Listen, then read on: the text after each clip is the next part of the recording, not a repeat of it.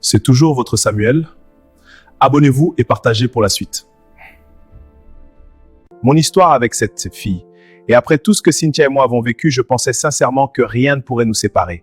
Après notre première année ensemble, notre relation est devenue encore plus sérieuse. Je ne la voyais plus comme une simple petite amie. Je la voyais comme ma future femme.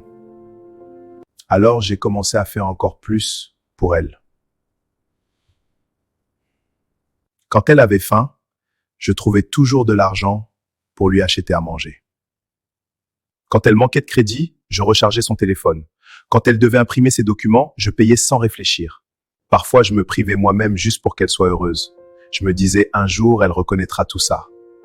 Des petits changements. Mais petit à petit, Cynthia a commencé à changer. Elle répondait moins vite à mes messages. Parfois, elle disparaissait pendant des heures. Quand je demandais « Tu étais où ?»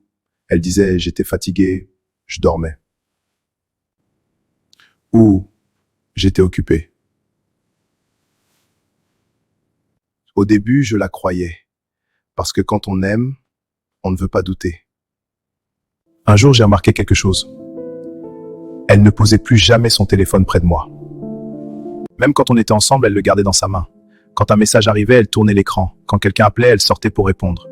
Je lui ai demandé une fois, « Pourquoi tu caches ton téléphone maintenant ?» Elle a ri et a dit, « Tu es trop jaloux, Samuel. » Et encore une fois, je me suis tu. Ce qui me faisait le plus mal, ce n'était pas seulement ses absences, c'était son indifférence. Avant, elle me remerciait pour tout. Avant, elle faisait attention à moi. Maintenant, quand je lui offrais quelque chose, elle disait juste « merci ». Sans sourire, sans émotion. Quand je faisais des efforts, elle ne remarquait même plus. Je commençais à me sentir seul dans ma propre relation. Mon cœur me disait « Samuel, quelque chose ne va pas ». Mais mon amour disait « Fais-lui confiance ». Et j'ai encore choisi l'amour. Quelques jours plus tard, Cynthia est venue chez moi. Elle était étrange, silencieuse. Son téléphone vibrait souvent, très souvent. Elle faisait semblant de ne pas voir. À ce moment-là, j'ai senti que la vérité était proche. Mais je n'étais pas prêt là. Ce soir-là, pendant qu'elle prenait sa douche, son téléphone est resté sur le lit et il vibrait. Encore. Et encore. Je l'ai regardé. J'ai hésité. Puis j'ai tendu la main. Si cette histoire t'intéresse, abonnez-vous, commentez partie 3 et partagez cette histoire pour la suite de cette histoire.